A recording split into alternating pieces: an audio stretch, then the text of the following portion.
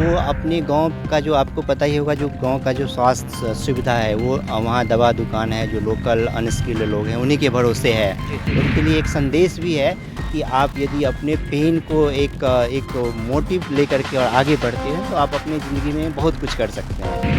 बड़े सपने छोड़ करके लौटना और फ्री ट्रीटमेंट करना, लेकिन हमको लगा कि सबसे ज़्यादा खुश हम इसी काम को रह सकते हैं। नमस्कार, मैं साकेत कुमार, आप नवभारत टाइम्स देख रहे हैं। आज हम आपको एक ऐसी शख्सियत से मिलाएंगे जिनका सफ़र काफ़ी दर्द भरा रहा, काफ़ी उस दर्द से निकलकर जब डॉक्टर बनने का सपना देखा, डॉक्टर बने और डॉक्टर बनने के बाद गांव-गांव तक के डॉक्टर बने। इसके बाद कौन बनेगा करोड़पति के मंच से अमिताभ बच्चन जो सदी के महानायक हैं उनसे भी मुलाकात हुई और उनसे क्या कुछ बातें हुई, किस तरीके का एक्सपीरियंस रहा और अब तक का सफ़र कैसा है, ये हम जानेंगे डॉक्टर रमन से। सबसे पहले आपका स्वागत है। नमस्कार। ये बताइए कि डॉक्टर बनने का सपना आपने कब देखा और कैसे देखा? मेरा घर दरभंगा ज़िला के एक सुदूर गांव में है, वैसे गांव जहां पे किसी ने ये नहीं सोचा था कि हमें डॉक्टर बनना है। तो जब मैं +2 में था वहीं पर लगा कुछ ज़िंदगी में एक ऐसी घटना हुई कि लगा कि हमें डॉक्टर बनना चाहिए। वहीं से जब मैं ये इन्फॉर्मेशन अपने घर वाले को बताया कि हमें मेडिकल के लिए तैयारी करना है, तो वहीं से स्ट्रगल ये शुरू हुआ। सब लोगों ने समझाया कि ये इसके लिए तो बहुत पैसे चाहिए और हमारे गांव में कभी आज तक किसी ने ऐसा नहीं सोचा है। बड़े जो घर के लड़के होते हैं वही बन पाते हैं। लेकिन एक ज़िद था, करना है तो यही करना है, नहीं तो नहीं कुछ करना है। तो एक लंबे स्ट्रगल के बाद 2012 में मेरा एडमिशन गया मेडिकल कॉलेज में हुआ था और वहीं से ये सफ़र शुरू हुआ था। तो ये भी कहा जा सकता है रमन जी कि आप अपने गांव के पहले डॉक्टर हैं। जी हाँ, मैं अपने गांव का पहला डॉक्टर हूँ। ये आपने अपनी कहानी बता दी, कैसे आपने डॉक्टर बनने का सपना जो पूरा हुआ।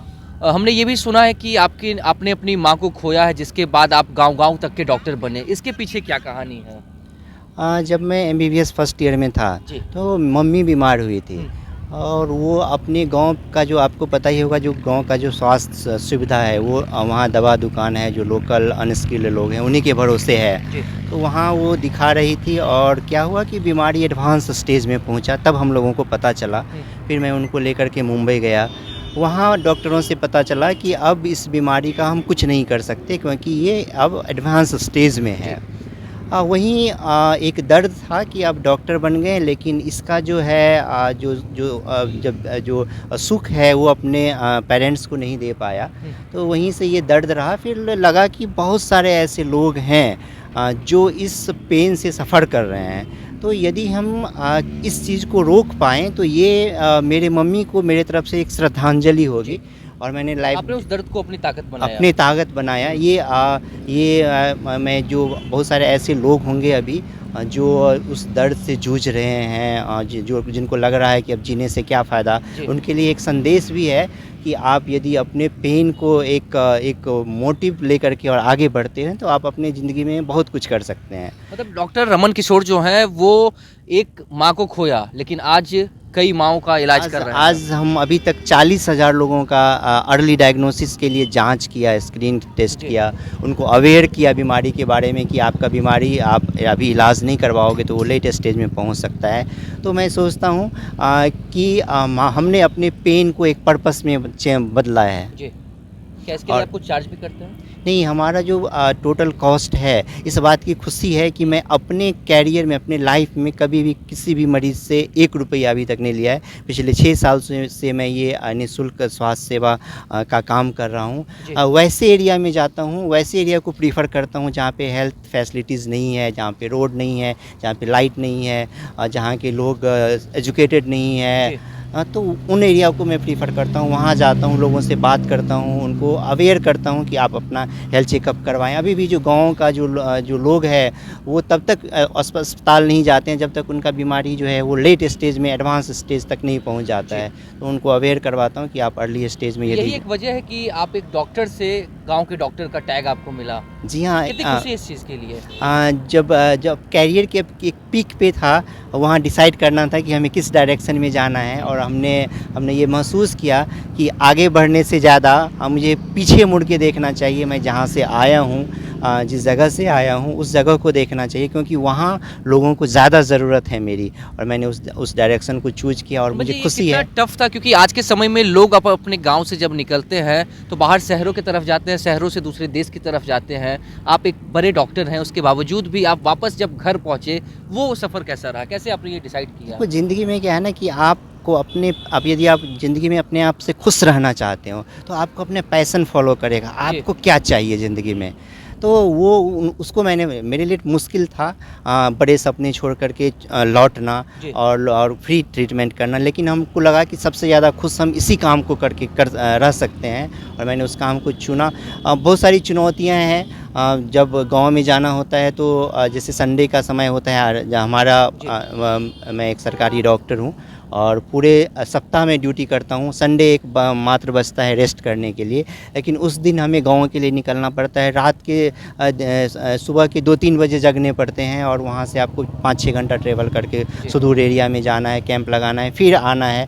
मुश्किल काम होता है, लेकिन वो क्या है ना कि एक आपके अंदर जुनून है और आप अपने पैशन को फॉलो करते हैं तो हो जाता है आसानी से। डॉक्टर रमन के इसी जुनून और इसी मेहनत है कि जिसकी वजह से आप केबीसी के मंच पर भी पहुंचे, सदी के महानायक की तरफ से बुलावा आया। हाँ, वो मेरे लिए एक यादगार लम्हा है, जो इतने बड़े मंच पे मेरे काम को सराहा गया और मेरे काम के बारे में बात किया गया, और थैंक्सफुल हूँ उन लोगों के लिए जिन्होंने हमें मेरे काम को बारीकी से देखा और पहचाना। क्या कुछ बातें हुई अमिताभ बच्चन से?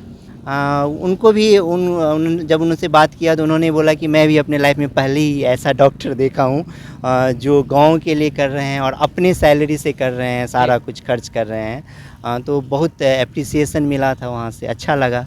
लेकिन डॉक्टर साहब ये बताइए कि सदी के महानायक अमिताभ बच्चन से सब मिलने के लिए जाते हैं, अमिताभ बच्चन है जो आपको मिलने के लिए अपने पास बुलाए। जब ये आपने सुना तो क्या विश्वास हुआ था या क्या कुछ हुआ था, क्या कहानी है? जब कॉल आया तो मुझको लगा कि नहीं ये इतना ऐसे कैसे हो सकता है। हाँ। फिर मैं उनको वेरीफाई किया, आप ऑफिशियल ईमेल करो आप मुझे फिर बातचीत किया तो लगा कि ये ठीक है।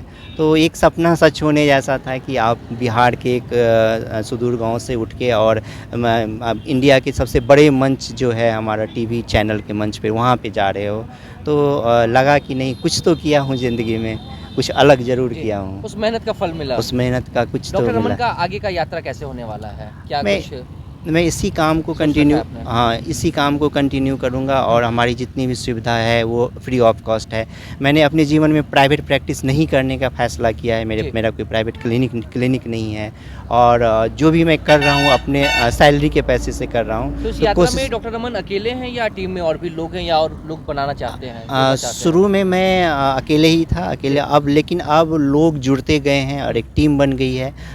डिसाइड करते हैं, जितना बड़ा गाँव होता है उसके हिसाब से हम टीम डिसाइड करते हैं, 10 लोग 12 लोगों का, और वो सब लोग अपने डेडिकेशन के साथ जाते हैं और जो भी प्रॉब्लम है उसको फेस करते हैं, और फिर वो हेल्थ कैंप लगाया। आपने कहा कि बिहार में अब तक आपने 40,000 मरीजों का मुफ्त इलाज किया है, कितने गांव तक आप पहुंच पाए हैं? अभी हमने 275 हेल्थ कैंप का आयोजन किया है, लेकिन लगभग 250 से ज़्यादा गाँव में हमने विजिट किया है। ये बिहार के कितने ड्यूरेशन में? ये पिछले 6 साल से मैं कर रहा हूँ, और इसको इसी तरह कंटिन्यू रखना है। बहुत बहुत धन्यवाद। Thank you sir. देखिए, हमारे साथ डॉक्टर रमन थे जो कि एम्स में डॉक्टर हैं इसके, और जो इन्होंने सपना देखा था पहले डॉक्टर बनने का, अपने गांव के भी पहले डॉक्टर हैं, और एक डॉक्टर से एक टैग मिलना कि गांव का डॉक्टर होना। उसके बाद सदी के महानायक अमिताभ बच्चन से जो मुलाकात हुई, जो चर्चा हुई, जिस तरीके से उन्होंने अप्रिशिएट किया इस चीज़ को, वो भी इन्होंने बताया। फिलहाल इस खबर में इतना ही। नवभारत टाइम्स के साथ बने रहें। पटना से साकेत कुमार।